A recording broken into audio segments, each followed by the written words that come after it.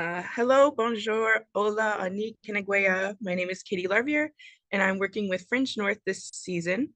I'm really happy to be here on our live Fringe North Artist Roundtable, which we will be doing once again every Thursday evening until the festival begins on August 16th. In this special Indigenous Artist Roundtable, we will be joined by Zachariah Highgate, John Paul Chalikoff, Andrew McCormick, and Be the Wiz. Just to get this rolling, does everyone want to do like a little introduction of themselves, their name, what kind of art they do, just stuff like that? And anyone can go first.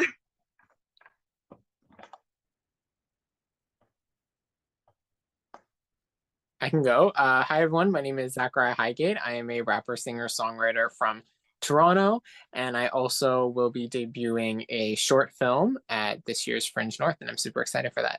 Thank you for having me. Thank you for joining us. Who wants to go next? My name is Andrew McCormick. I'm from Sault Ste. Marie. I compose music for guitar, and I also play guitar and all the musicianship that comes with that.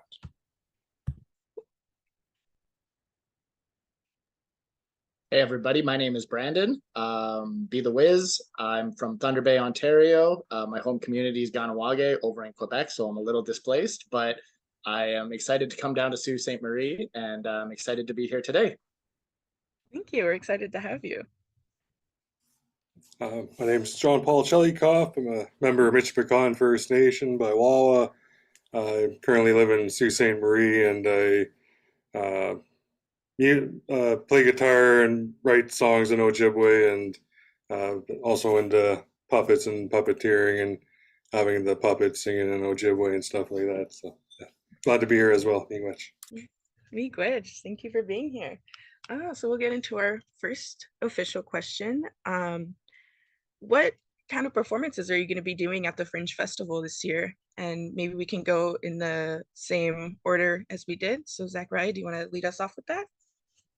Sure thing. So I will be debuting a new short film. It's kind of been under wraps for a while, but it's kind of a really cool project that's based on something I actually was working on during the pandemic. So it was kind of like a virtual kind of check-in with a lot of people in my life, different creatives, different people in different kind of disciplinaries. And it's been really nice to kind of revisit it and look at it through a different lens, I guess, from an outside of the pandemic lens, or, so many years past. And it's been really, really neat. It's been really cool to kind of like look back at it, revisit these conversations. I think people are really, really going to enjoy it. There's some really good stuff in there. And I got to connect with some people who just have some really amazing perspectives and just really, just keep it real, keep it honest, and gave me a lot of great advice for things that were going on in my life at the time. So I think there's going to be some really great takeaways. It's been really, really nice to work on, and I'm excited to share it. I'm excited to see it. Thank you for sharing. I think, Andrew, were you next in line? Yes, I was. So for this year's festival, I will be composing music for classical guitar. Mostly nature themed pieces, inspired by nature. It's going to be a joint performance with J.L. Fazell, the poet. So I'm going to be composing music that's nature themed. We're going to be sharing our love for Northern Ontario and the natural place that we live here in the north. That's amazing. I can't wait to see it. Be the Wiz. I think you're next. Hey everybody. So I am a poet, songwriter, videographer, and everything.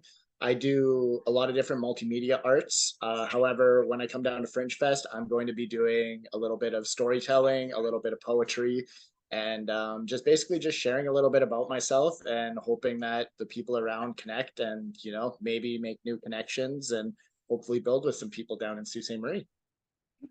Amazing. I can't wait. John Paul. Yeah, I'd be kind of jumping back and forth between playing songs on guitar and then bringing the puppet out onto stage and interacting with the crowd and having him sing some songs as well, and then giving my arm a break and back to guitar and those kinds of things there. So probably some stories about some of the songs, how they got written, and some of the language involved in it, and like little teachable moments about the language, and uh, aiming for like a all ages families kind of set there. Amazing. I can't wait. That's my next question. How did you guys get into doing art? Is there a story there, or was it just something that you kind of naturally got into? So for me, I kind of talked about this with Garrett as well, but it was kind of cool, like for music at least. For me, it was my brother had an iTouch at the time. This was back in like 2011, and he got one of the apps on there that you could have a multi-track, so you could have 3 tracks.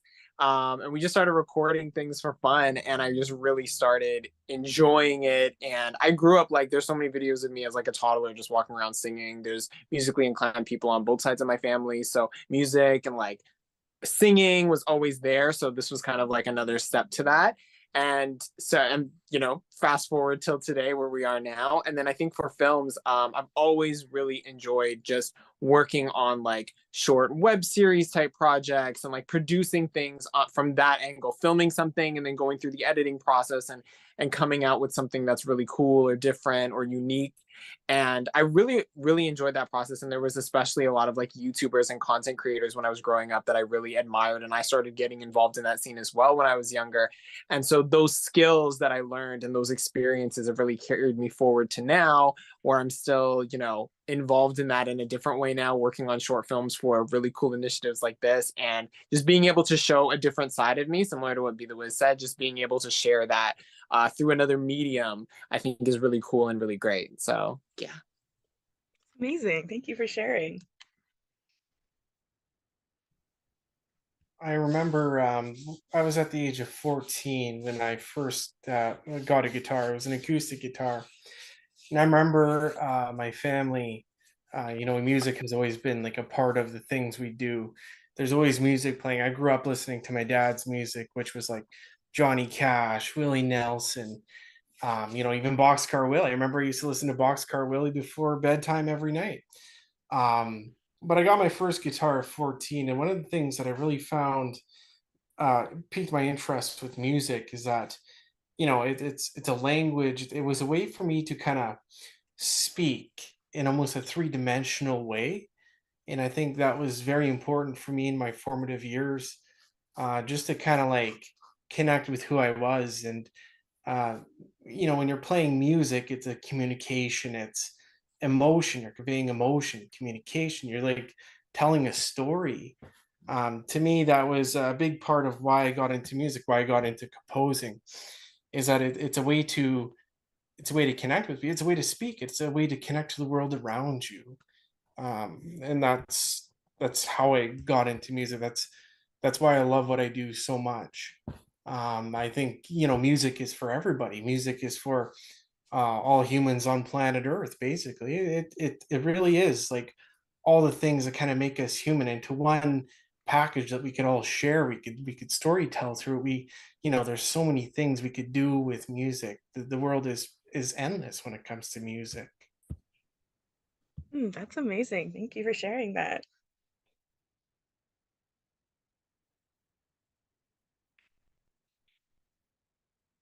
I think, yeah.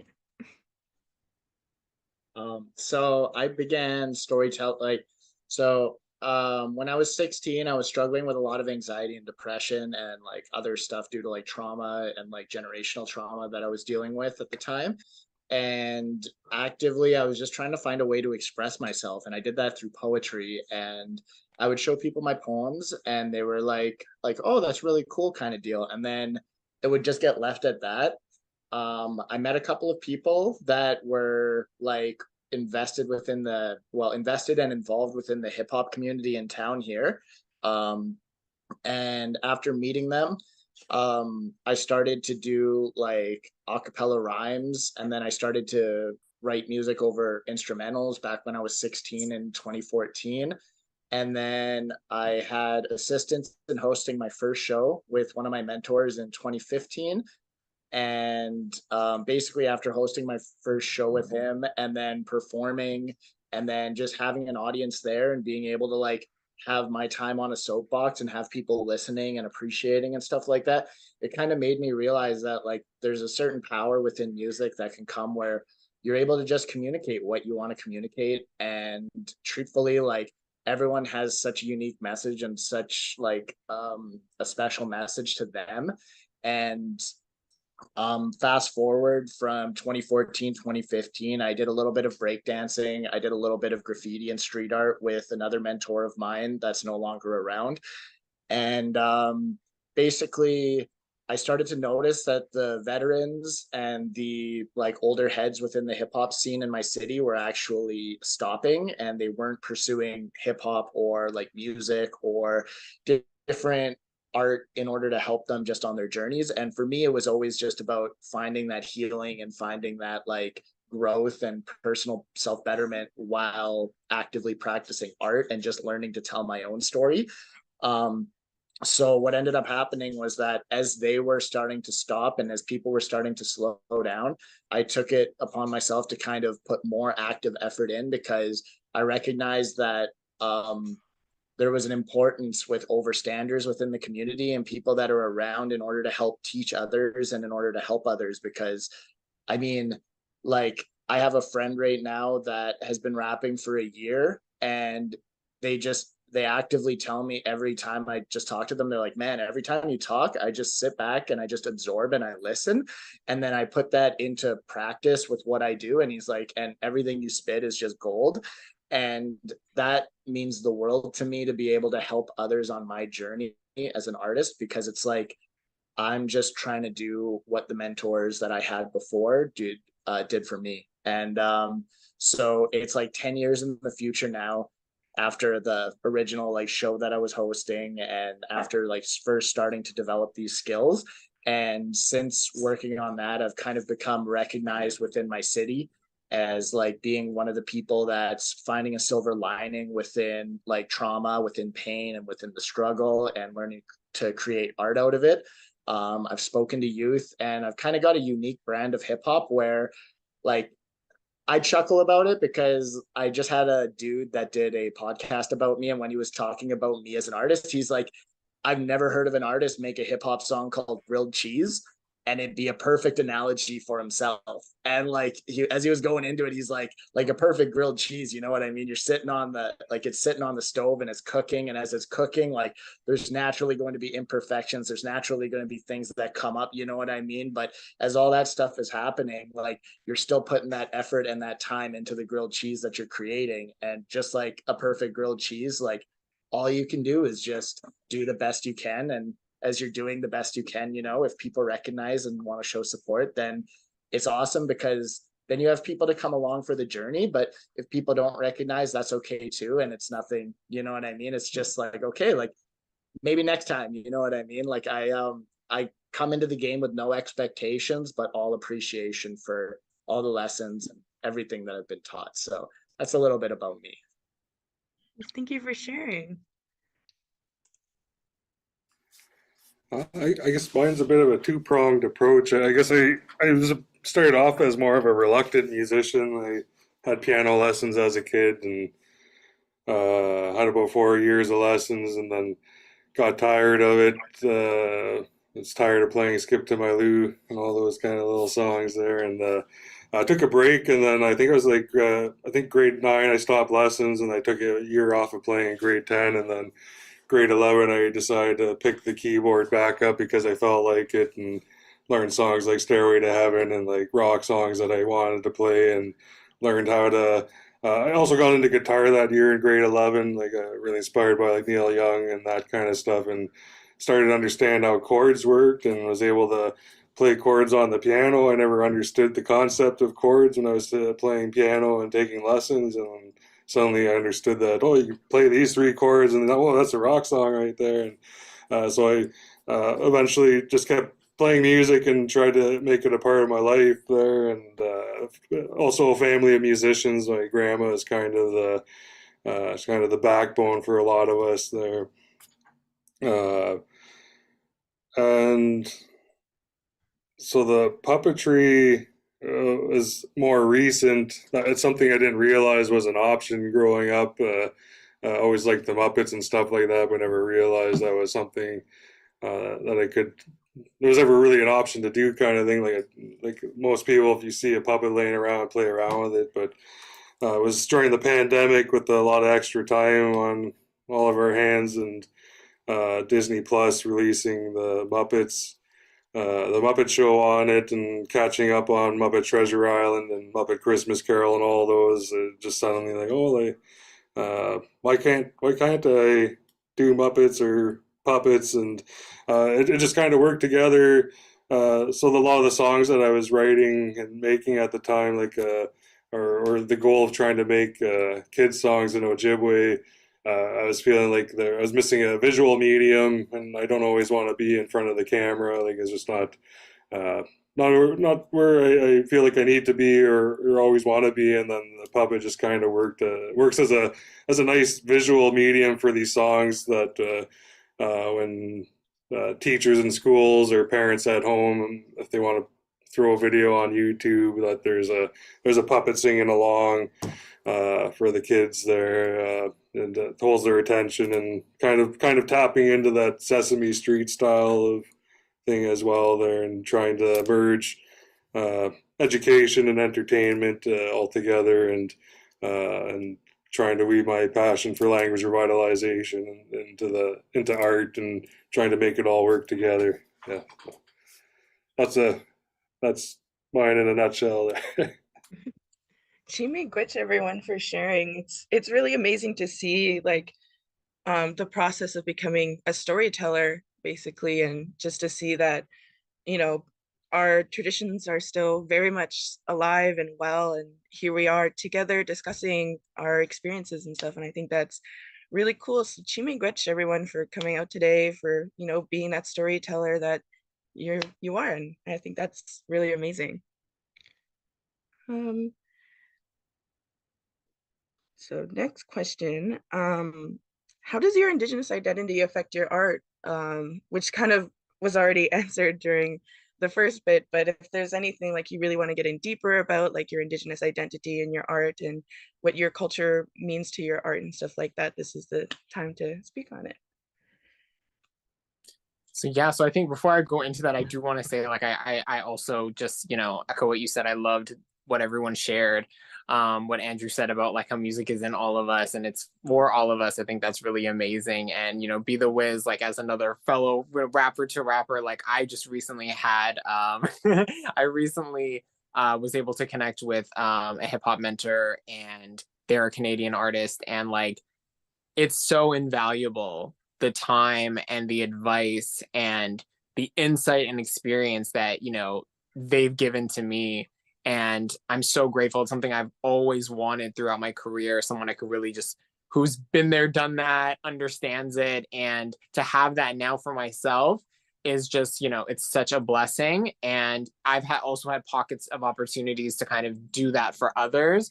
So I just wanted to congratulate you like on that work, because I know how important it is and I know how impactful it has been for me as an artist. So I really salute you. And John Paul, Muppet Treasure Island, that unlocks a childhood memory for me. So now I already wanted to see your works, but I definitely have to see your works. And so just to answer, how does my Indigenous identity play into the work that I do? I think for me, the biggest thing, especially in the last few years, has really been community. As a mixed Afro-Indigenous artist, like born and raised in Toronto, like where I grew up, there wasn't a lot of Indigenous community. So I never really got to grow up around other Indigenous children. And now as an adult, I've had the opportunity to really connect with so many organizations in Toronto and so many other creatives who are doing incredible work. Through art and just through community-based projects, and to just be a part of that has been so fulfilling and has really helped me as an artist, I think, really grow and really just learn about myself, learn about where I fit in, and just to be in spaces where I can feel, you know, included. And sometimes when you're mixed, you don't always feel like I'm a little bit of this, I'm a little bit of that, but I don't always, you know, feel like I completely am a part of this. But to feel that has been so amazing, and it's such a huge blessing, and I'm so grateful for it. And that's really been something that's the last few years I've really been able to, really be a part of. And it's been so nice. I mean, even recently I performed at Buddies of Bad Times for a Two Spirit Cabaret, and it was just an incredible show of so much talent. And just to be a part of that, to be in that theater, that was just filled with talent and Indigenous art. And it just was such a huge blessing. And I learned so much in that space with those other creatives. And I've been able to keep those connections and grow those connections and grow other connections that I've been making in the city. And so, even though I didn't have that as a child, I had, of course, my family who's Indigenous who could tell me stories, my mother, but I didn't have, just seeing that on a day-to-day basis. And so having that now, and knowing it's there, and knowing that I'm able to connect and feel supported and related to, it's really just, it's helped me so much, just as a person, as an artist, and just someone in the sphere of music. So that has really, I'd say, been the biggest thing for me. That's really elevated and amplified my abilities, and just my self, self-esteem, and my growth and my self-development. So that's what I would say. Thank you for sharing. That was amazing. How do I bring my indigeneity to my art? Well, I think for me, I view Turtle Island as this perfect place. Like the nature around us, the way our culture kind of connects to nature, and how we can appreciate it, and how honored I am to be here on Turtle Island. And to when I'm getting inspiration for my music, I go out into nature and I listen to the sounds that it produces, and it really is perfection. Everything has a frequency, everything has a sound, which is its own story, its own existence. It's got such a huge magnitude. And I try, and when I'm out there with my guitar and I'm composing music, as I try and connect with it, I try and play music so I fit in. So on Turtle Island here, it's one big symphony. And I think in the history of music, you look at some of the greats have definitely got some of their greatest inspiration from nature. That's because nature is the OG music maker. And us being indigenous, we have that like special connection to nature, in that, we are a part of it. When you play music, there's such a difference between, whether you play your guitar with shoes on your feet, or you take the shoes off your feet even, and you feel your feet, you know, connecting with the soil as you play. It's a completely different experience.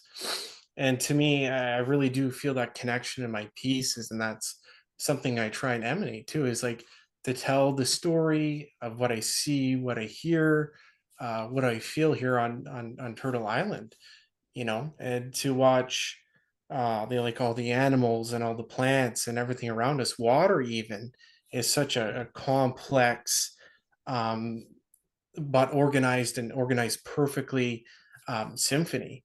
That's one of the things I kind of bring to the table with my music. I think is that, you know, being indigenous, I really feel that connection, and how important our natural world is to us, and how everything we do is kind of be part of that great symphony. Is I always try and fit in that regards. And to me, I feel like that really helps me kind of connect to where I am. It's almost like, to me, making music in nature is like looking up at the stars, and you feel so small, but yet you feel so empowered knowing that you're a part of something so big. And I think, to me, that's one of the greatest inspirations for my music. And there's so much to choose from as well. There's so many concepts to introduce to your music that just exists around us, that it really is, bringing my indigeneity into my art form. It, I feel, has really helped me to kind of diversify and see the world in a kind of a different light, and to be so grateful to be, a part of everything here on this planet. Thank you. Good. That was beautiful. I love what you were saying about us being connected to nature and stuff like that, because ever since I've grown up, I've always been like talking when I talk to like friends and family and stuff like that. I always kind of talk about the responsibility that we have as individuals to like look out for the environment around us, because everything has an energy to it. I used to actively like when I would see people, like even like my cousin, we'd go out for a walk and he would be like breaking branches as we walked by. And I'm like, why are you doing that? And he's just like, I don't know. And I'm like, well, like trees are living entities. I was like, you wouldn't like it if somebody was to come and tear a piece off of you. So like universally, you know what I mean? Like we're all connected here and we have to like respect that balance. And that was back when I was like 17, 18. My journey of self-realization and of self-discovery and of reclaiming my Indigenous identity is it's an interesting one because I am multicultural. I'm Irish, Italian, Mohawk, French, English, and German. And yeah, so I've got 6 different ethnicities. But the number one thing that like my cousin who's now living within Montreal and who has visited like Ganawage, which is my home community, he was telling me and he was explaining to me, he's like, just so you know, like he's like, I was visiting our home community, and as I was visiting our home community, sorry, I was just putting the pig back. He's like, as I was visiting the home community, um, I explained to them that I was part Mohawk, and then they looked at me and they were like, "What part Mohawk are you?" And then he chuckled and he's like, "What do you mean?" And then the individual said, he's like, "Well, in Mohawk culture, you're Mohawk or you're not. You're either living up to that standard and you're living true to those ways and you're working on your path to like learning and discovering and growing as a person, or you're not identifying and you're keeping that off to the side." And it was at that moment that he explained that to me, that he was like, he told me that, and I was like, that should be a universal thing. And so since hearing that, I've been working towards actively discovering familial roots within different areas all over the world. Um, and I'm actively trying to build like I've got connections with my family that are in Ganawage right now, and they basically said anytime I go down there that like they're like, make sure you come visit us and like make sure you come like see us, because like, you know, like we've never met and stuff like that, and we see all the stuff you're doing online because we're friends on Facebook, which the internet is amazing for just keeping people connected. But they're like, yeah, like we see everything you're doing online and we'd love to be able to meet you and show you pictures of like your great great grandfather and stuff like that. And I'm like, man, like that's so like it's such a unique thing to me, because it's like even going back to like the different clan houses and stuff like that, like within Mohawk culture, like it's predominantly been matrilineal within like Ganawage at least. And with it being matrilineal and stuff like that, I've noticed that I have a very like I hold the females in my life and the girls in my life and the people that I care about and love in my life, like mother, girlfriend, everybody, with very high esteem. And I kind of look to them almost like just to make sure that things are good, because it's like in the end of the day, like I don't want to upset the balance with the clan mother. And it's like the people that are around me and the people that are close to me, those are the people that like, it's like, I know I'm not perfect and I know that I'm never going to know everything. And that's why it's like, is this good? Like, is this, you know what I mean? Is everything okay?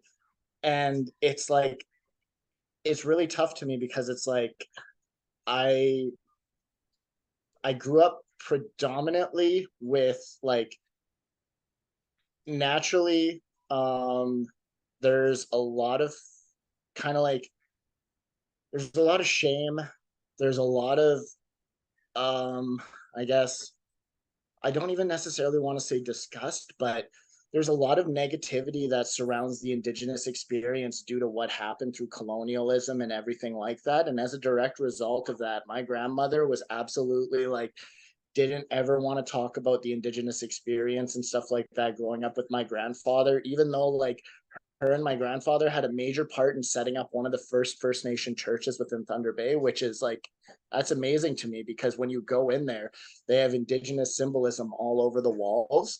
and everybody can like I've talked to some people about it and they have a less than positive view on it. And I've talked to some people about it that love the symbolism, love the representation while they're praying towards, you know what I mean?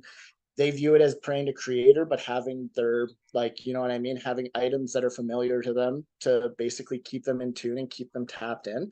And I think it's beautiful because it's like ultimately the art that I make is just trying to tell my stories. And I know that storytelling within Indigenous culture is such a major like cornerstone, as one of the major like,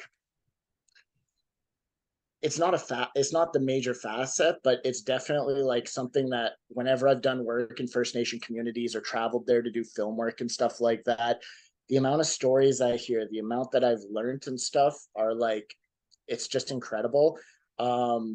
And I think that like they're like, recently I've kind of been learning more and more about like the elders experience and learning about like elder stories and stuff, and doing like elder field trips to like areas where governments are trying to take away land from First Nations and stuff like that. And then it's up to the First Nations to like document like land usage in order to defend their rights to their land, which is like, to me, I really struggle because I'm like, man, like this is not like, I've like, I just don't get it, because it's like there's so much where it's like the First Nations within Canada and all over the world have kind of not really been, they haven't really been listened to. Their opinions haven't really been respected, and they've kind of been like almost like brushed off. And it's beautiful to see that within this era that we're in right now, where everybody's learning, where everybody's growing and kind of developing who they are and like on their path. It's like, I'm just excited to see where everything goes within the next 10, 15, 20 years, because like I think that a lot of these voices are going to become amplified. They're going to become stronger, and the louder and the stronger they get, the more change that can come as a result of it. And I think that's where the beauty is going to come, is the collective change that's going to be formed through people working together. And then, yeah, that's it. That's kind of my experience, my knowledge, and a little bit of kind of how I feel that being my Indigenous and my multicultural background also affects my art and the message that I create. Thank you. That was really good. Thank you for sharing. Sorry, I kind of went off a little bit on different directions, but I tried to find the way back to the center.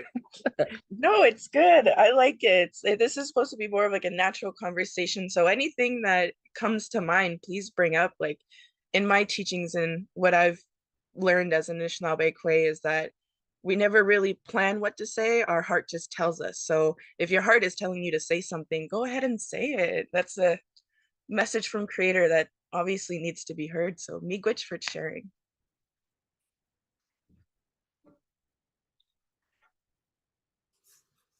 And I guess for me, I primarily go or approach it through language. Within my own family, I guess my grandmother would be the last one. Uh, she wasn't fluent, but she was the last one to be raised in an environment where like language was still spoken as a first language. Her grandmother spoke to her, like she was fluent until she was about 5 years old, and then once her grandmother passed away, uh, people or other family members no longer spoke to her. So language revitalization and relearning the language has been something. I guess like my grandma took classes later in my life. My mother was an inspiration of watching her try to learn and the language, and then I started more seriously in university and that kind of thing. And I guess how I try to bridge it with art and that is I kind of know how scary it could be or intimidating even to try learning your language when you don't know it. It's not as easy as you think it is sometimes, eh? And like when you look at language apps on TV, like Babbel and all those, where it's like learn a language, learn German, learn French, and have fun, and it's cool when you're able to just jump into a language like that, eh? And then there's a lot of processing for Indigenous peoples when we had to relearn our language, and like, why don't we know our language? And then you have to process why most of us don't have it, and it's not an easy thing to go through, eh? And then like you're like, and you might go through a feeling of depressed and angry, and then also really happy and excited that I'm learning. I know how to say thank you, and I know how to say I'm hungry, and I know how to say I'm eating, and all those kinds of little things. And then you kind of get, the more you get into it, you start learning like there's all these nuances and deeper things that play too sometimes, like dialects. Are you speaking the right way?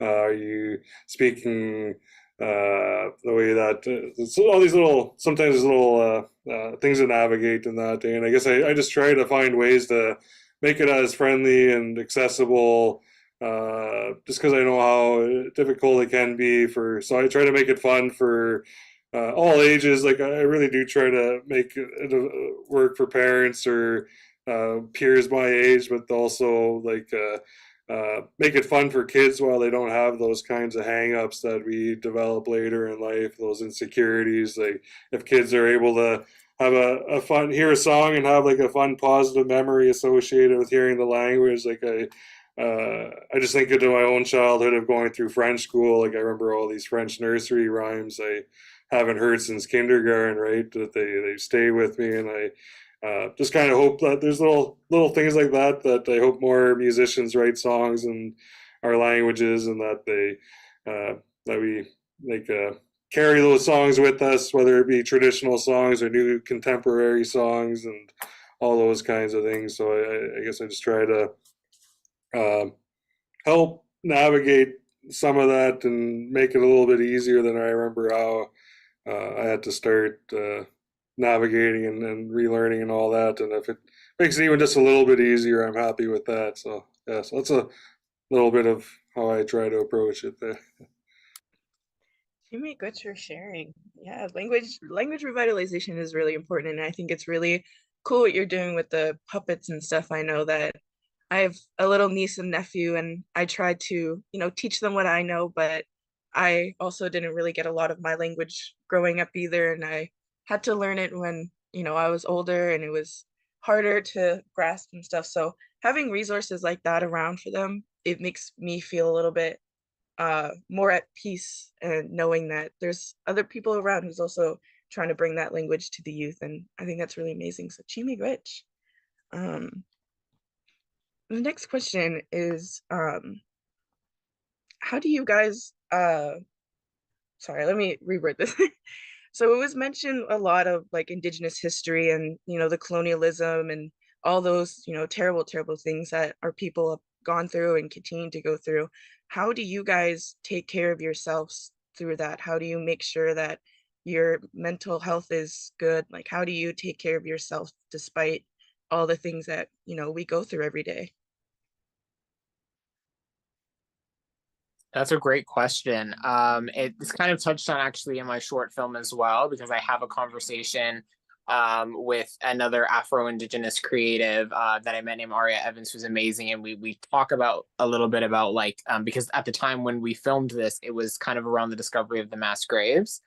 And so we do talk about that. And another part of that conversation was kind of also the idea of, you hear about things like that, and maybe there's people who are close to you who know that you're Indigenous, but then maybe they don't reach out, or maybe they don't really say anything. And sometimes you can be like, oh, well, that's, this would be important to me and this would impact me. And like, kind of where is that, sense of camaraderie or solidarity when these things do happen and they do come out, especially if you are someone who knew that that was already a reality long before it was announced or it was found out.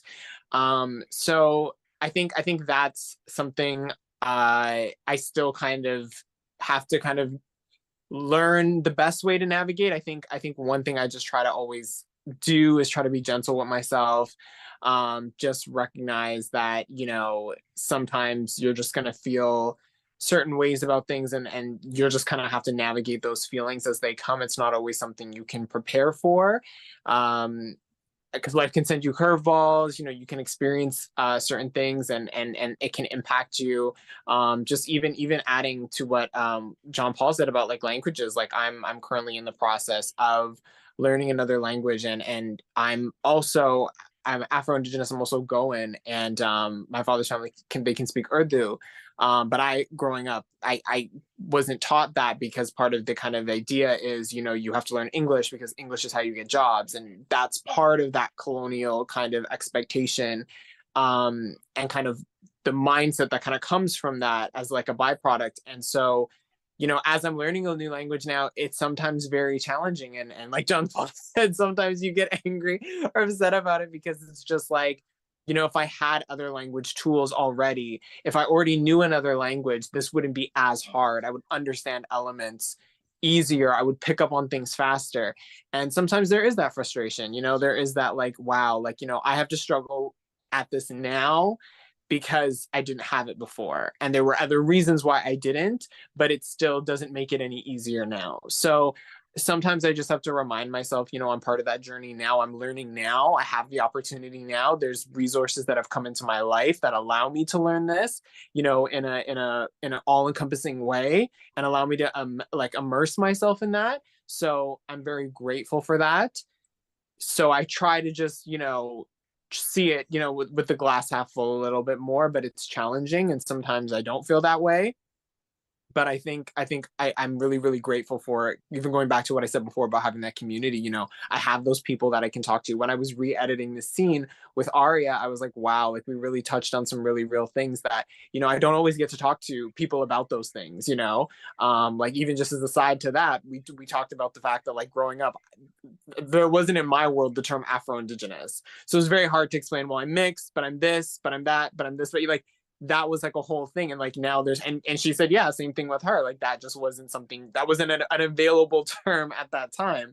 So that's not a conversation I can just have with anyone. Not everyone's going to understand that. And so I think having that now has really been such a big blessing. And knowing that if I do feel those feelings, there are people, even out, I've always had my mom, thankfully, who's always been able to be there and understand that experience as well, and talk to me about it, and listen to me. But having people in my community now that I can really go to and say, hey, like this is kind of what I'm feeling or experiencing, and knowing that they'll understand that specific perspective, is something I don't take for granted. So that's really helped me. Thank you for sharing. That was awesome.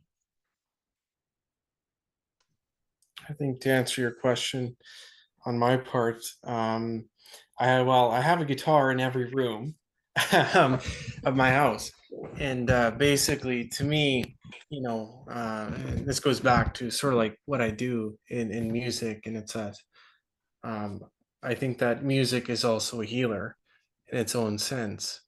You know, music will be to me, the OG sort of like therapy where you can converse with it almost, and when you speak through your music, it's almost like, to me, it's like listening at the same time. Um, and I have a guitar in every room because oftentimes as I'm going throughout my day, frustrations have, let's just say I knock over a cup of coffee or something like that. You'll see me, I'll pick up my guitar and start playing it, you know. And I think, some of the struggles I've faced being Indigenous, with everything going on, is that's one of the things that has really helped me. Sometimes I'll put on some drumming music and I'll listen to, some of the songs of our people. And, it's very, to me, it's very calming. It's like, it's almost like a chant to kind of get me going, it gives me that passion for life once again, that I can overcome this, and whatever situation I face, that that's what we are. We're warriors. We've been through a great deal, our people, and I know that together we have overcome a great deal, and I see lots of my fellow Indigenous peoples overcoming every single day.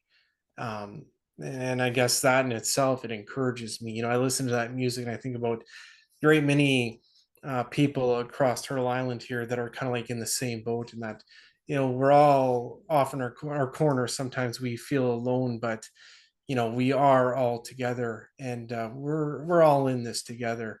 And I find it really helps to listen to that kind of music, because it's what unites us. There's probably somebody listening to this very same song across the country that's going through just as hard times, and they're listening to this song and they're thinking, yeah, there's somebody out there like me, and together we're gonna hang in there, we're gonna keep fighting, we're gonna be warriors. you know and I pick up my music, and it also reminds me of that too, and the deep connection we have here, and how what we do every day has such a greater impact overall, and the great honor it is to be alive here, as an Indigenous person. We've really been a blessed people, I think, in that regards, and that we have that. You look around us and you think, my ancestors have been on this land for a very long time. you know they've walked the same steps. They've, on Lake Superior, they've seen that, they've felt the wind coming off Lake Superior. you know to me, that's super important. That helps me get through the day. It's that, knowing that togetherness, you know that we all have. And I think, throughout some of the harder times I could think of in my life, that that's one thing, is that you know I see the people around me. I see them struggling, I see them overcoming, and we're not in this alone. We're all in this together. And we, each of us, have our own battles we fight every day, and we all come through victorious in the end. So I'm very grateful to be here amongst my Indigenous people. Thank you. Me, good. We're thankful to be amongst you too. Like that was really amazing. I think about connection to the ancestors a lot, and like what you said about them feeling the wind off of Lake Superior. I think about that a lot, and I think about how they prayed for us, how they put down their sema, put down their tobacco, and they prayed for our resilience, and they, prayed for our presence and our education here. And I think that's really amazing. And that's one of the ways I personally, work through the hardships of being Indigenous, is I just, sometimes I'll look in the mirror and I'll just see like my face and my features, and how my indigeneity plays into my features. And I just think about how the history of resilience, and how people in the past wanted me here doing what I need to do, doing that good work. And I think it's really cool to think about the connection in that way. So thank you, Chimi Gwich, for sharing.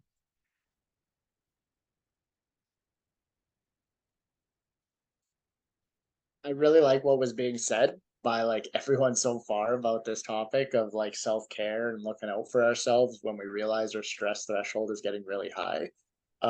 Because like truthfully, it's something that stressors are natural in life, and as a result we can't avoid them, but all we can do is manage our actions and our reactions as a result of experiencing these stressors. um, I had an experience happen in the past that basically it reaffirmed the importance of me actually working towards creating a life that I wanted. And after working towards creating the life that I've wanted, I found that me being able to go into work actual and having that stability and that structure of being able to go into safe spaces where I know like I get to do good work, that is one of the most like feel good things that I get about like when I'm struggling or when I'm going through stressors. And the other thing about that is that I'll write music as well, as I'm actively going through stuff. So up until COVID happened, during COVID, I was working at a group home, and as I was working at the group home and stuff like that, I found that I would be going out to do shows, and the kids from the home would actually be coming out to the show, and they were like, wow, that's so awesome, and they like really appreciated it. And then it was like I realized that as much as I appreciated being able to provide a service and be there for them in that therapeutic group home setting, I realized that the stress threshold and like the things that people that work as like social workers and people that work within a group home setting and stuff like that, that are like care providers, um it's a really exhausting job, and it's really hard. It's really demanding. And the thing is that like the good days are good, but on the bad days, they could leave you sitting there like needing to de-stress and find that space within in order to find that like personal healing and personal growth. Um, After COVID and stuff like that, I ended up working towards redefining and changing the jobs that I was actually working at. And after 2.5 years of actively working towards it, I can now say that I'm 100% arts based within all my work that I do. And to me, that is one of the reasons why when I take a step away and when I start doing work, like I'm able to feel that sense of relief because the art is what allows me to story tell. It's also what allows me to grow and heal.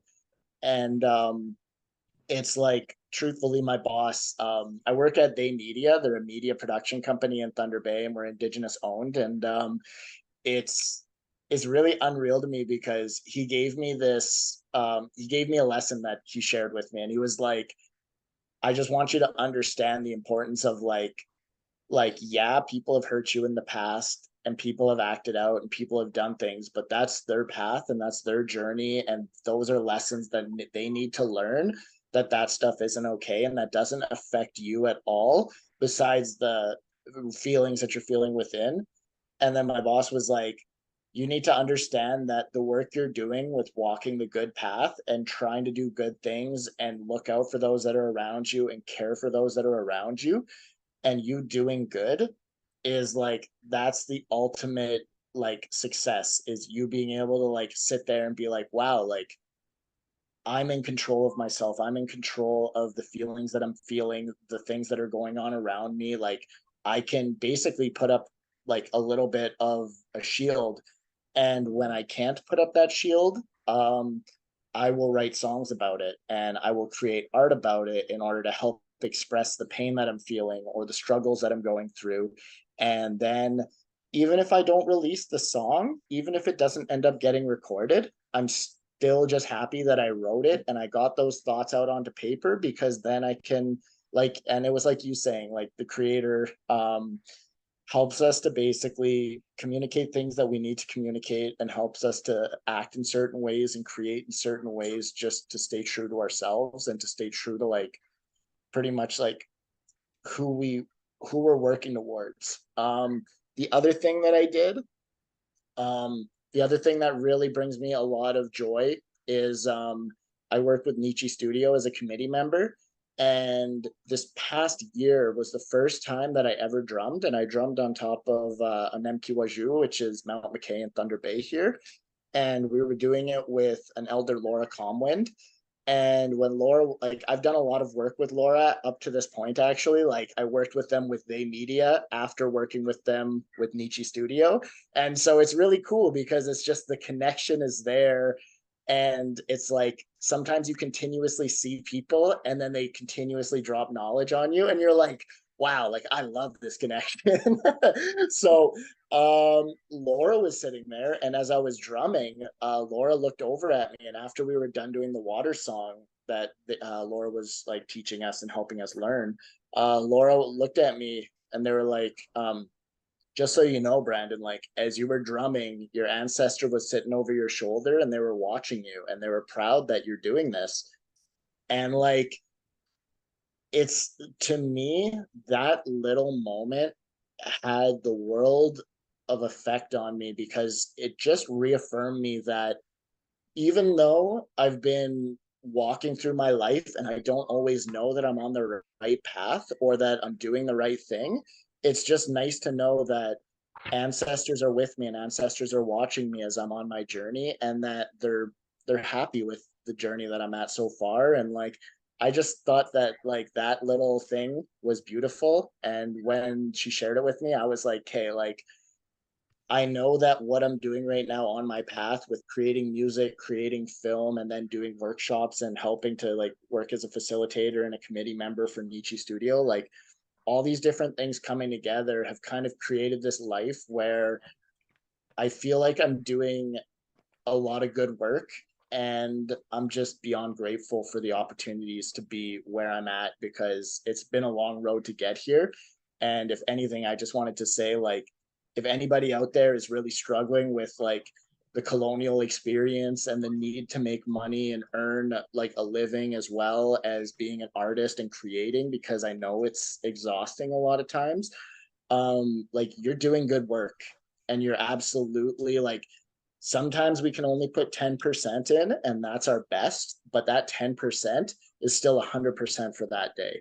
And that is like, if you can rest easy knowing that you did your best, then I think that's truly where like that walking that good path is. And like, you're doing the best you can, right? So for me, just writing and like fulfilling work that makes me feel good is how I deal with the bad days or the stressors in life. Thank you for sharing. That was awesome. Could I hear the question one more time there? Yeah, so how do you basically like deal, I guess, with colonialism? How do you keep your, mental health good in that way while we experience all these, effects of the past and the present? Oh yeah, that's a good one. I guess one of the ones I guess that comes to mind there is and I think this was more like a like kind of our generation struggle, but I think everyone that's dealing with social media is feeling it more and more. I think sometimes there's more and more of a feeling of competition there, and I think sometimes some feel like we have to really perform our indigeneity to match some kind of standard that's been set on social media. So I think my main thing that I try doing is like pull back from like social media is like kind of like an illusion in so many ways, eh? So I just kind of encourage others to like don't set your that's not a standard that you should ever feel like you have to live up to based on like anything, whether it be like mainstream influencers that are perfect on camera. But so there's some of that going on too, I think. And so don't hold yourself to those kind of standards. And I think sometimes it's important to step back and realize that. And I think I try to uh, so there's important. I guess it's like a two-pronged answer kind of thing. Like it's important to be accountable to our communities, and but I don't think so. I just feel like there's an element there of yeah. So there's I'm going in circles a little bit, but for some reason I guess social media just jumped to mind there, and I think sometimes it's just a reminder, this is for myself and then for everyone else too. Just be gentle with yourself and uh, don't get caught in uh, comparing or feeling like you have to compete. And uh, it's okay to pull back and just do our work in a good way. And if that work never sees the light of day, that's okay too. And yeah, I just think that's a part of, I guess self care.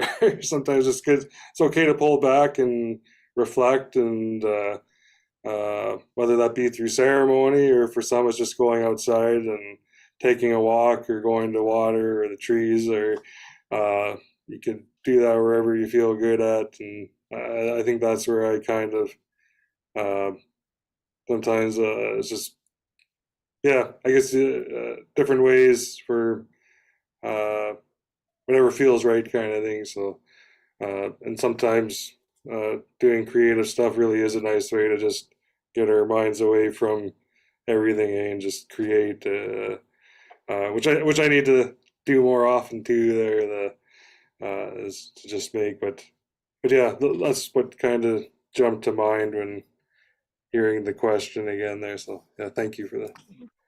Me good for sharing. It's a good advice from everyone.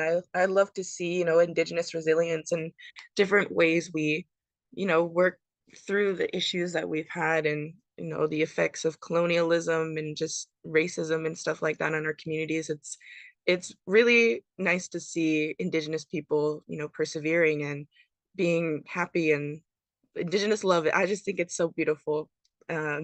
To be rambling about this, but it's just amazing to see how we're all so different in the way that we live our lives, but it's all in a good way and it's all in, a traditional way. And that's really amazing to me. So I did notice the time. I think we're just about out. So if we want to go around and maybe give a piece of advice to upcoming Indigenous artists that you might have, and then you guys can plug your social medias, any upcoming work that you have, and then I can do the outro. Ooh, I want to think about my advice for a little longer. Can I pass it over to Andrew?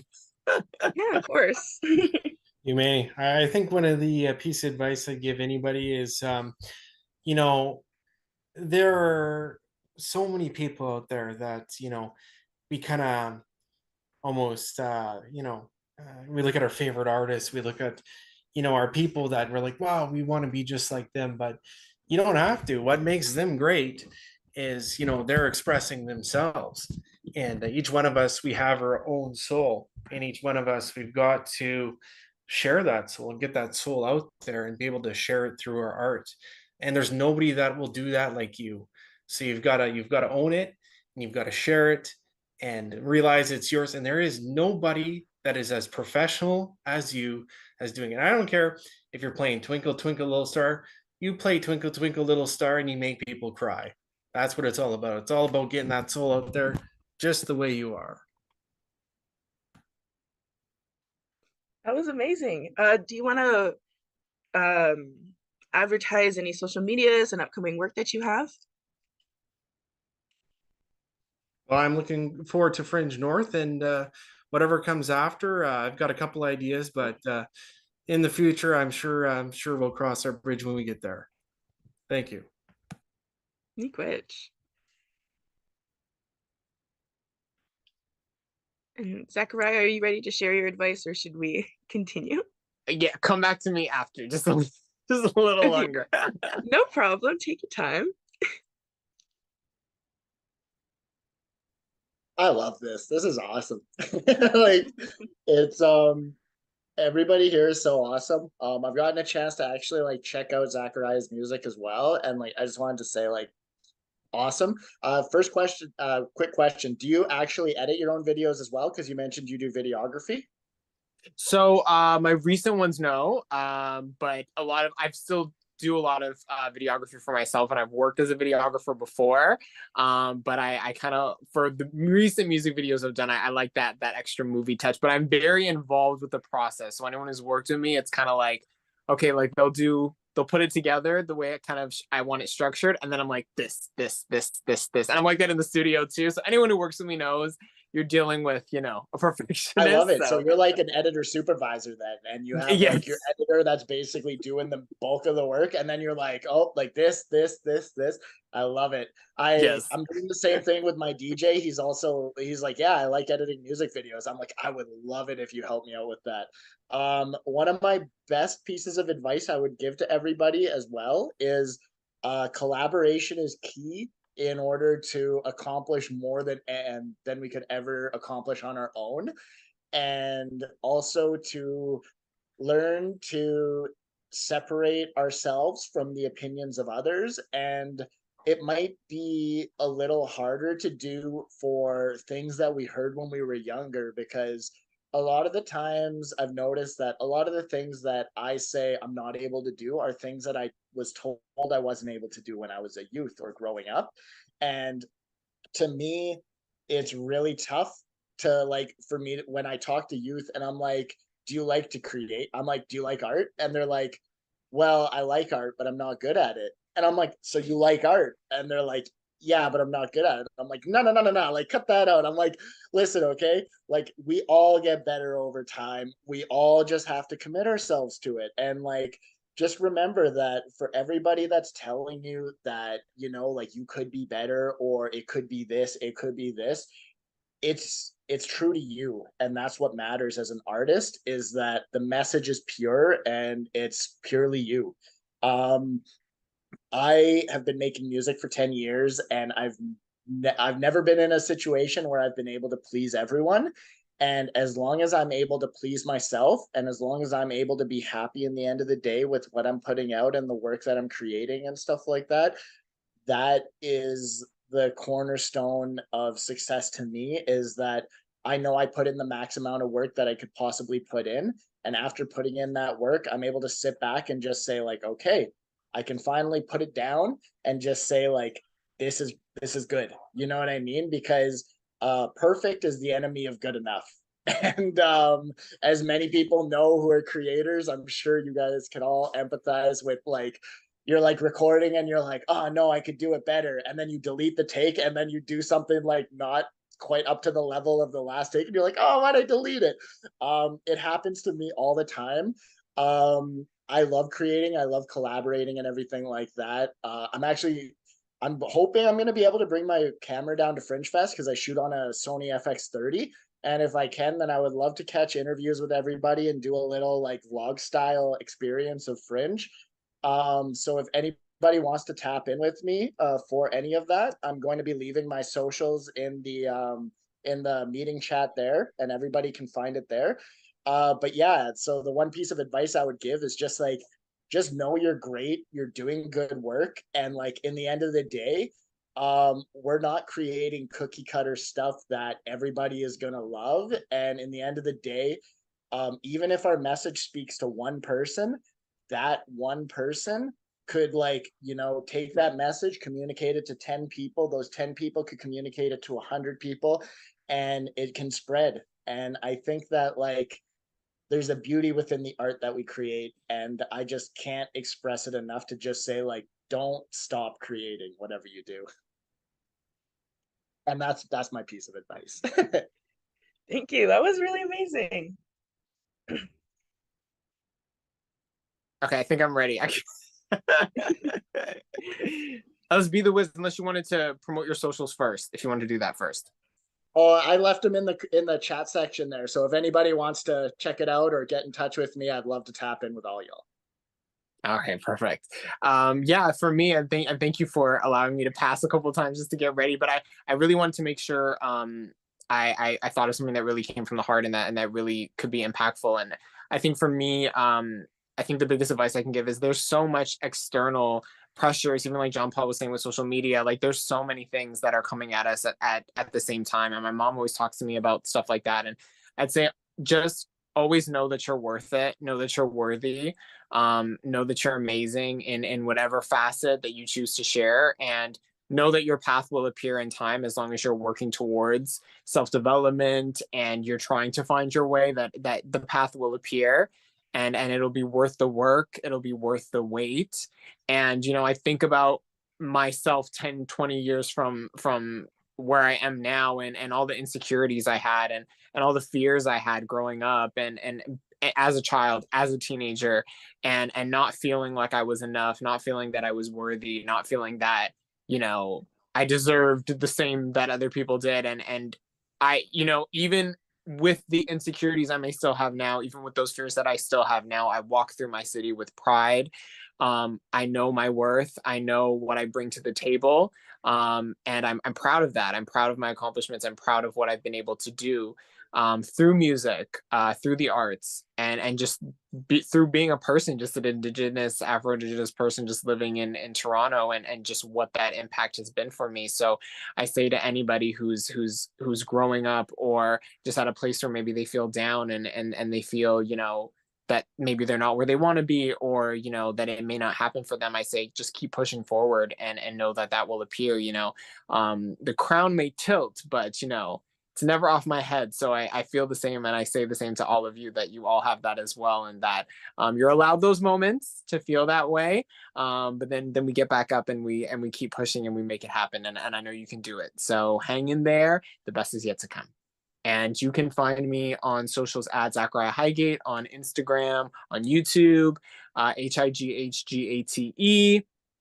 I'm also on Twitter and Twitch at the Zachariah EXP. I have so much more coming. Come see my short film at Fringe North, and I have lots more music coming, lots more exciting projects that I'm working on in that regard. So stay tuned for that. And I also perform a lot in Toronto and hopefully manifesting lots of performances everywhere else. So if you definitely subscribe and check out my Instagram, you'll definitely get the first notification of when I'm performing in places. So definitely check me out. Thank you.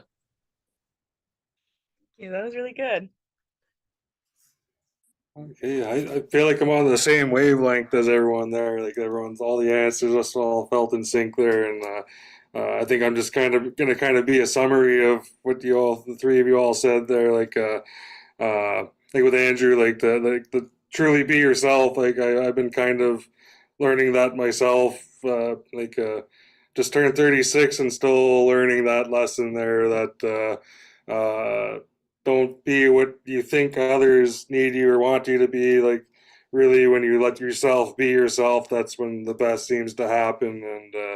And when Brandon was talking, I was thinking of a workshop I was at a few weeks ago. One of the local artists in Sault Ste. Marie, Frank Duresti, said it's okay to write crappy songs. It's okay to write crappy music. They don't all have to be good.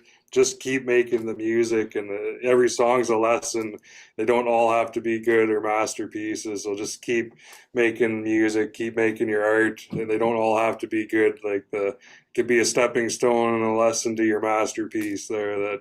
That just keep making it. And I think kind of connecting to what Zachariah was saying too. Like I just feel like fight for art in your life. Like I know I've almost lost it. Like it's really easy to let art drift from your life as like because it's one of those things that's always kind of been on. If I let it, it'll drift further and further away, right? Like I'm in academia, and I been as a student, and now I'm working as an academic in academia. And if I'm not careful, like art will always fall to the wayside, right? And when I was a student, I realized a year went by, and I didn't pick up the guitar, and that like it hurt the heart, it hurt the soul, realizing like it's not easy to just let it go. So I just encourage you, like fight for that art to keep it in your life, and like even if it's just a little bit at a time, or even if it's just a little bit. You don't have to perform or show anybody, but like fight to keep that art in your life. It doesn't have to be great, or it doesn't have to, but it's worth keeping in your life and having it there. Because I know it's always been something that's been it's provided for me in all kinds of different ways there. So yeah, I think I'm going to end on that, and I appreciate sharing this space and roundtable with all of you here, uh, and I mostly have personal social media at the moment, but I guess the main one would be my YouTube. I can't remember. It's either under JP or John Paul Chelikoff. I'm eventually going to be making a separate channel for my songs and puppets, but I currently have some of my music and kind of the templates of what I'm hoping to do a little bit more. So when that channel is getting ready for that'll probably be announced on that channel, and that kind of thing. And I'll probably have the puppet will have a TikTok, not me there, and that kind of thing. Yeah, so I don't have a lot of those at the moment, but I probably YouTube would probably be the best place to keep an eye for now. So again, yeah, miigwech bazindawayek. Thank you all for listening, and I appreciate sharing the space with you all tonight.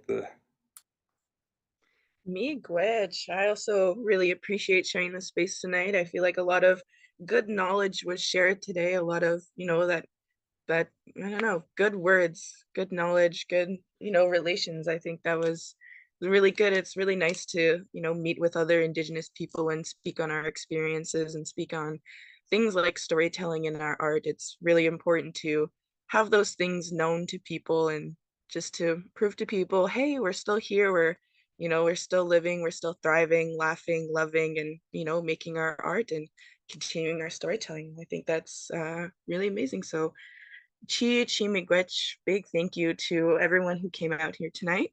And just a reminder that Fringe North 2023 will be from August 16th to the 20th. Please check out our website and all of our social media channels in the description below for more information about our festival. And if you want to support all the work our team is doing here, please consider tipping the Fringe. You can find the link for that below as well. If we will be back with another live stream next Thursday evening. We can't wait to see you then. And I think that's it. I think that's a wrap up. So Shimi Gwich everyone for coming out. I hope everyone has a really good evening.